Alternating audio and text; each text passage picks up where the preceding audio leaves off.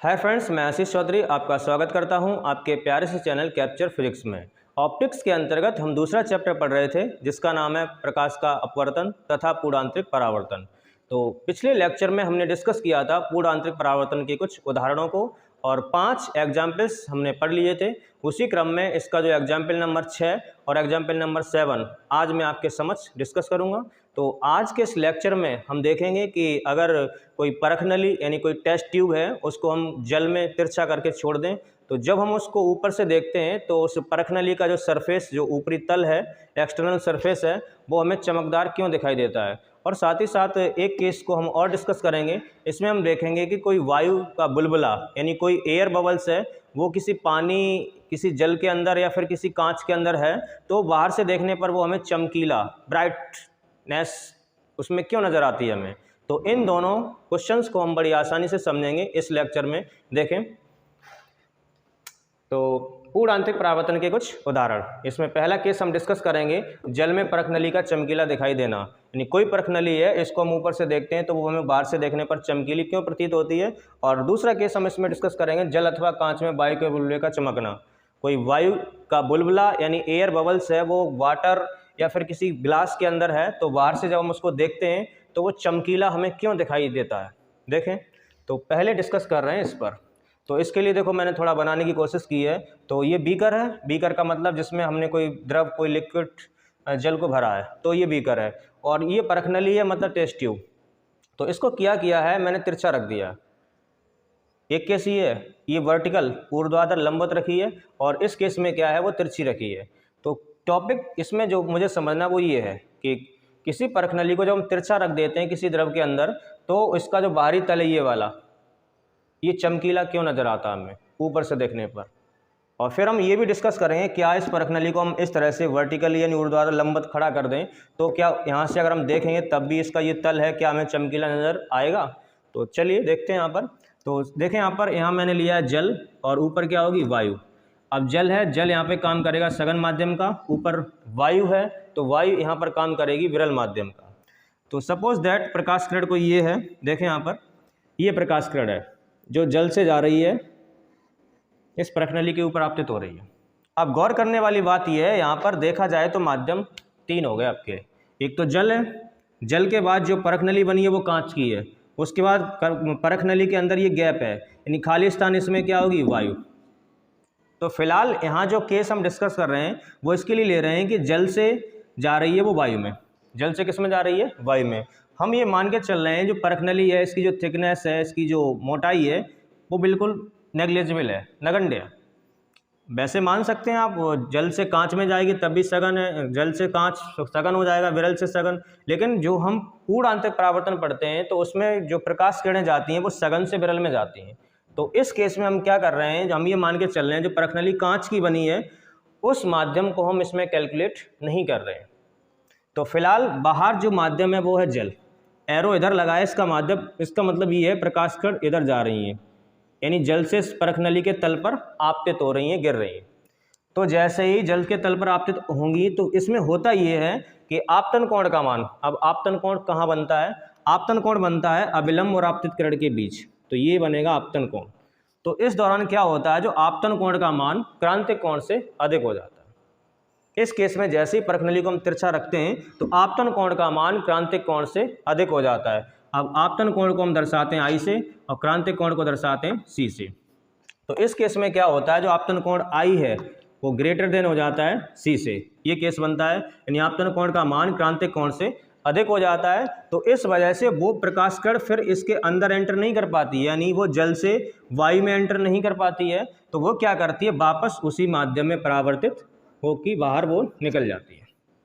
यानी देखो वो सघन से आई थी, सघन में ही लौट गई, यानी यहाँ भी जल है और यहाँ भी जल है, बाहर फिर वायु है, लेकिन फिलहाल हम देख रहे हैं वो जल से आई, जल में ही लौट गई।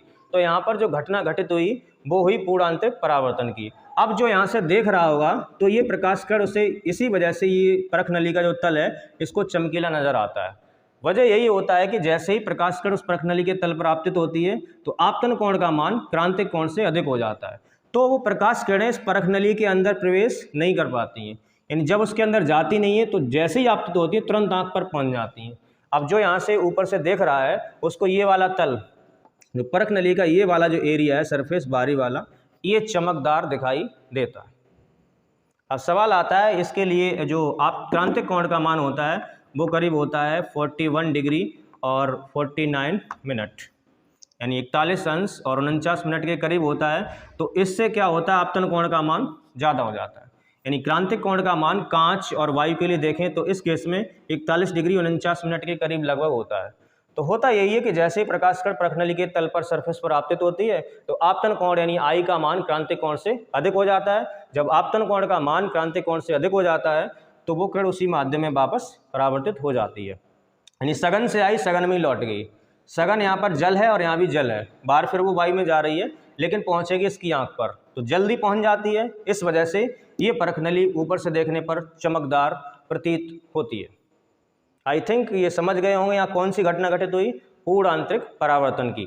तो किस नेक्स्ट बात करते हैं इस पर। तो ये है जल अथवा कांच में वायु के बुलबुले का चमकना। आपने कई बार नोटिस किया होगा कि कोई जल या कोई कांच के अंदर कोई वायु का बुलबुला, एयर बबल्स है, वो चमकीला नजर आता है, दूर से ही दिख जाएगा यहाँ पर बबल्स बन रहे। तो उसका रीजन ये देखें, यहाँ पर मैंने थोड़ा बनाने की कोशिश की है। ये बीकर है, मतलब इसमें कोई बर्तन है, ये कोई पॉट है जिसमें मैंने द्रव यानी जल को लिया है। अब नीचे जल भरा है, ऊपर माध्यम है वायु। तो जल यहाँ मेरा काम करेगा सघन माध्यम का और ऊपर जो वायु है वो काम करेगी विरल माध्यम का। ये डेंसर है, ये रेयर है। सघन विरल में हम बड़े अच्छे से हम समझते हैं इस चीज़ को। अब इसके अंदर ये है बुलबुला, ये बुलबुला बनाने की कोशिश की है। अब देखना यहाँ पर प्रकाश किरण यानी इधर सूर्य होगा तो प्रकाश किरण इधर से आएंगे। तो सपोज प्रकाश किरण एक ये आई, ऊपर से आ रही है। अब ऊपर माध्यम है वायु, ऊपर माध्यम क्या है, वायु। तो इस दौरान यहाँ से लेकर यहाँ तक ऊपर माध्यम वायु है तो इसका रास्ता नहीं बदलेगा। अब जैसे ही माध्यम बदलता है प्रकाश किरण के चलने का जो रास्ता है वो भी बदल जाता है। घटना कौन सी होती है, अपवर्तन की। तो अपवर्तन पढ़ने के लिए हमें बनाना पड़ता है एक अभिलंब। तो यहाँ पर मैंने एक अभिलंब को ड्रॉ कर लिया। अब अपवर्तन मैंने आपको बड़े अच्छे से समझाया है कि जब कोई प्रकाश किरण विरल से सघन में जाती है तो अभिलंब की ओर झुकती है। किधर झुकती है, अभिलंब की ओर। अब एक्चुअल में उसको इधर जाना चाहिए था, वो उधर नहीं जाएगी, अभिलंब की ओर, यानी वो इधर झुकती हुई इस तरह से बुलबुले पर आपतित होती है। जैसे ही आपतित होती है तो इस दौरान होता क्या है, अब हम केस डिस्कस कर रहे हैं यहाँ से लेकर यहाँ, यानी इस पॉइंट को नाम मैंने दे दिया ए और ये पॉइंट है बी। अब देखना ये है कि ये फिर नीचे माध्यम, ऊपर माध्यम क्या है, जल, और नीचे बुलबुले के अंदर माध्यम क्या होगी, एयर। यानी जब माध्यम चेंज होगा तो फिर हमें यहाँ एक अभिलंब बनाना पड़ेगा। तो हमने पढ़ने के लिए यहाँ पर एक अभिलंब बना लिया, यहाँ पर एक और अभिलंब को ड्रॉ कर लिया। देखो एक अभिलंब ये हो गया, इसका नाम रख दिया m और इसका नाम रख दिया n। तो इस दौरान जो ए बी है, ए से लेकर बी तक, ये काम करेगी आपतित किरण का। अब हम यहाँ से डिस्कस कर रहे हैं कोई प्रकाश किरण ए से कहाँ पे आ रही है, बी पर। तो इस दौरान होता ये है जो आपतन कोण का मान है क्रांतिक कोण से अधिक हो जाता है। ये जो शब्द है आपतन कोण का मान क्रांतिक कोण से अधिक हो जाता है, ये पूर्ण आंतरिक परावर्तन के हर केस में होता है। डेफिनेशन ही उसकी इसी से रिलेटेड है, इसी से बनी है। तो ये कंडीशंस हर एग्जाम्पल के साथ घटित होती है। तो जैसे ही प्रकाश किरण ए से लेकर बी पर आपतित होती है तो ये हो जाएगा मेरा आपतन कोण, ये वाला।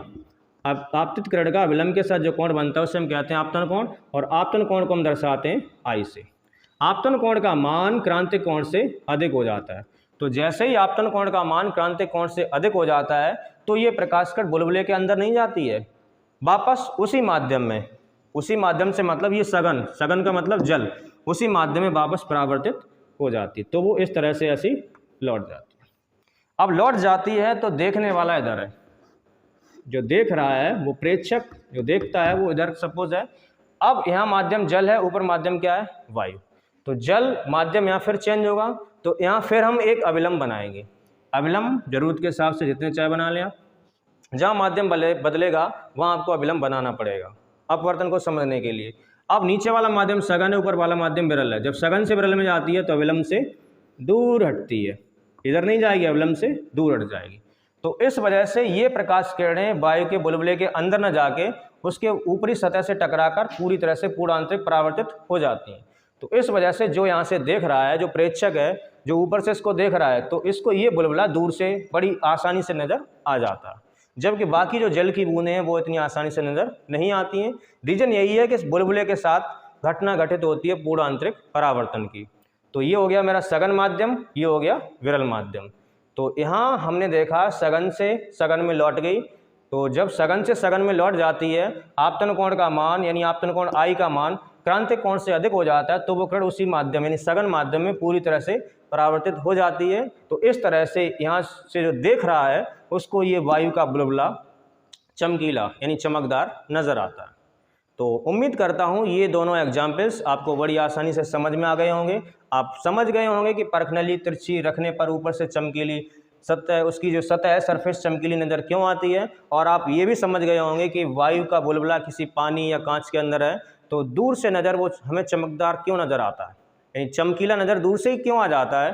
तो दोनों का जो रीजन है वो है पूर्णांतरिक परावर्तन। और हाँ, और इस वीडियो की जो PDF है वो मैं वीडियो के डिस्क्रिप्शन में डाल दूंगा, और उम्मीद करता हूँ कि आपको वीडियो अच्छी लगी होगी, और प्लीज़ चैनल को सब्सक्राइब करते रहिए। That's all.